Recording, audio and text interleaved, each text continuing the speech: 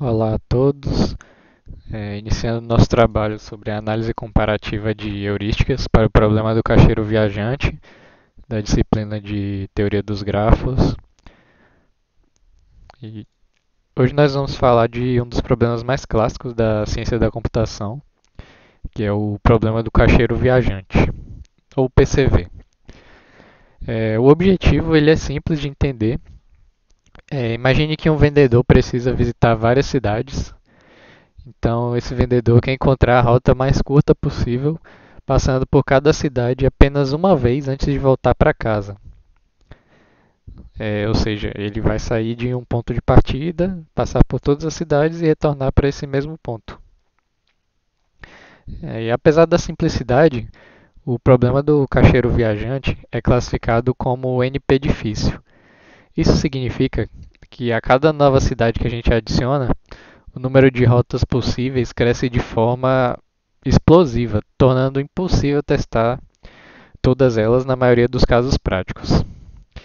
E esse não é só um problema acadêmico, um desafio acadêmico. O problema do caixeiro viajante tem aplicações diretas em áreas como logística, transportes, planejamento de rotas e até mesmo no sequenciamento de DNA.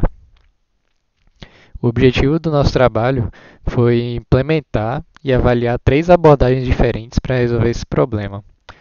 Nós comparamos esses algoritmos com base em dois critérios principais: a qualidade da rota encontrada, ou seja, seu custo total, e a eficiência computacional, medida pelo tempo de execução.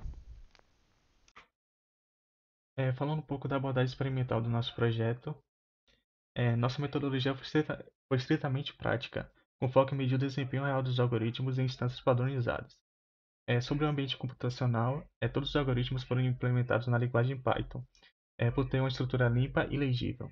E isso facilita em dois aspectos: tanto focar na lógica do algoritmo, sem se preocupar com detalhes de baixo nível, como por exemplo o gerenciamento de memória, e também a manter e modificar o código com facilidade durante os experimentos.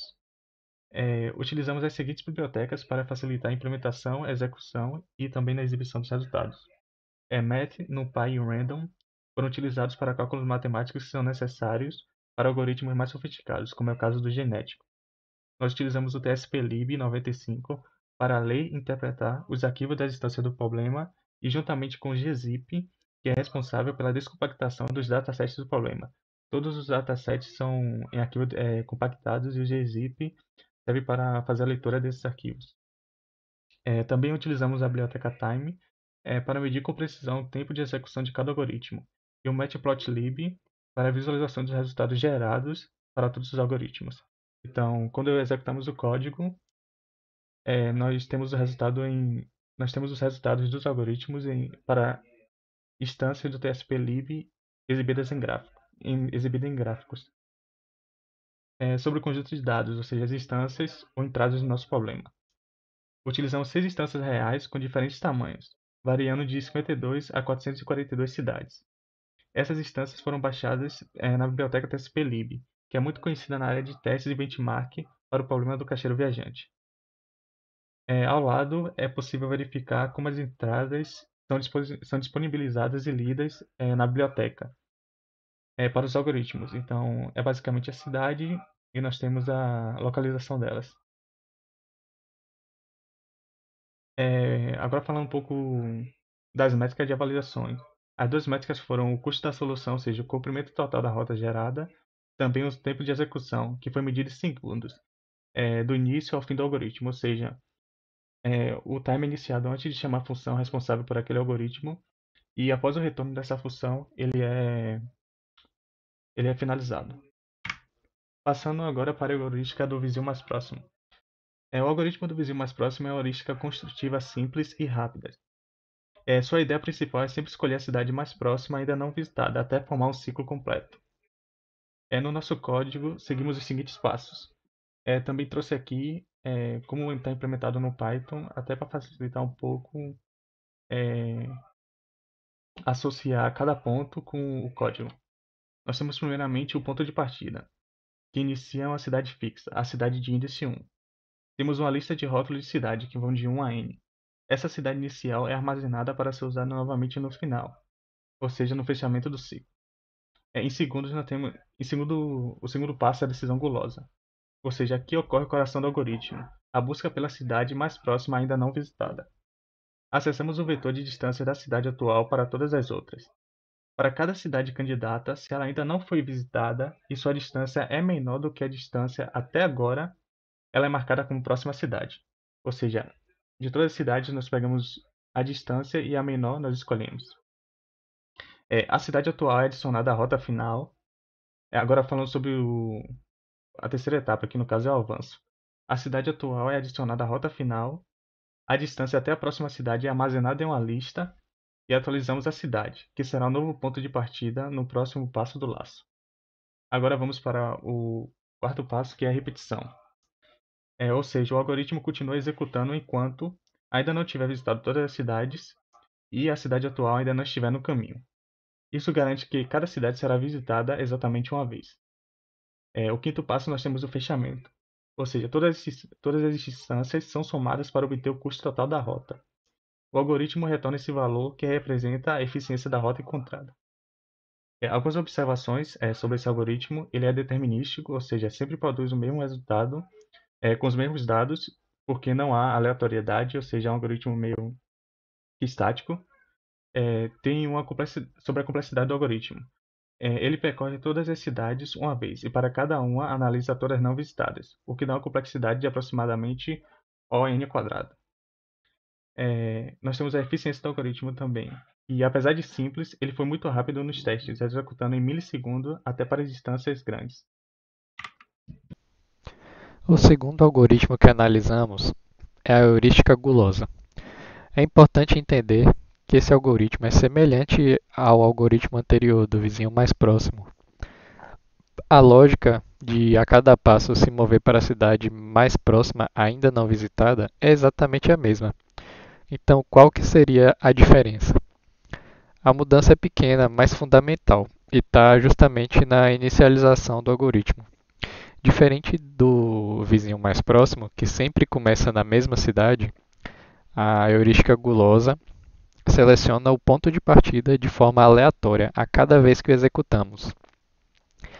Essa simples mudança transforma o algoritmo de determinístico para não determinístico, o que significa que ele pode produzir uma rota diferente e um custo diferente a cada execução. Então, tomando isso como base, para garantir a relevância estatística dos nossos resultados, a gente teve que executar esse algoritmo 30 vezes para cada instância do problema, e usamos a média dos custos e tempos na nossa análise final. Bom, olá a todos. Eu vou apresentar agora a nossa implementação do algoritmo genético e também nós vamos discutir sobre os resultados que encontramos ao compará-lo com outras heurísticas mais simples. O algoritmo genético ele é uma meta-heurística inspirada na teoria da evolução de Darwin. Então, em vez de construir uma única solução, ele trabalha com uma população inteira de soluções e as melhora ao longo do tempo. Para o nosso modelo, nós definimos alguns parâmetros-chave. Nós trabalhamos com a população inicial de 250 rotas que são geradas aleatoriamente, e para garantir a diversidade genética, nós usamos uma taxa de mutação de 20%.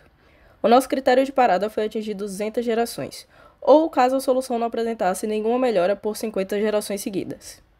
O funcionamento ele segue um ciclo evolutivo bem definido. Primeiro, criamos essa população de soluções aleatórias. Em seguida, nós avaliamos o fitness de cada rota, que é basicamente o inverso da distância, ou seja, as rotas mais curtas são consideradas mais aptas. O passo seguinte é a seleção, cruzamento e mutação. Aqui, as melhores rotas são escolhidas como pais e são combinadas para criar filhos, e sofrem algumas alterações aleatórias para criar variedade. E por fim, esses filhos eles formam a nova geração, e o processo ele vai se repetir com a expectativa de que a solução ela melhore a cada ciclo. Agora, nós vamos aos resultados, que foi onde nós encontramos os dados mais interessantes. Primeiro, vamos falar do tempo de execução.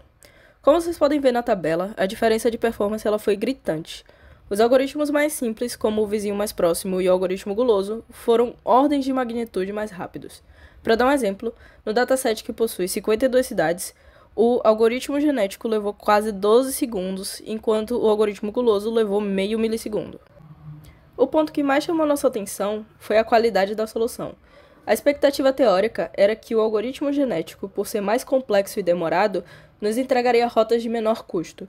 O que aconteceu foi o exato oposto. As heurísticas simples encontraram rotas de menor custo em todas as instâncias que testamos. O exemplo mais impactante foi no dataset que possui 100 cidades. O custo da rota do nosso algoritmo genético foi de aproximadamente 100 mil, enquanto o da heurística gulosa foi de apenas 25 mil. Ou seja, uma solução 4 vezes melhor, obtida numa fração ínfima de tempo. Isso nos leva a uma clara quebra de expectativa. Aquela troca esperada de investir mais tempo para ter mais qualidade, ela simplesmente não acontece. Neste estudo, os métodos que foram mais rápidos também se provaram os mais eficientes. E então, isso nos direciona para a nossa conclusão principal. Para as instâncias que testamos, as heurísticas construtivas se mostraram a escolha óbvia e superior em todos os critérios, tanto em velocidade quanto em qualidade da solução. A lição que tiramos disso é que a complexidade de uma abordagem, por si só, não garante desempenho melhor. Neste caso, a simplicidade e a eficiência das heurísticas mais diretas superaram um método teoricamente mais robusto. Como trabalhos futuros, nosso foco será otimizar os parâmetros do algoritmo genético para tentar torná-lo mais competitivo, e também expandir nosso estudo comparativo para incluir outras heurísticas da literatura. Bom, essa foi a nossa referência, o artigo que nós utilizamos para realizar a análise comparativa. E aqui também tem o link para o repositório no GitHub para vocês analisarem a nossa implementação dos algoritmos. E é isso, muito obrigada pela atenção.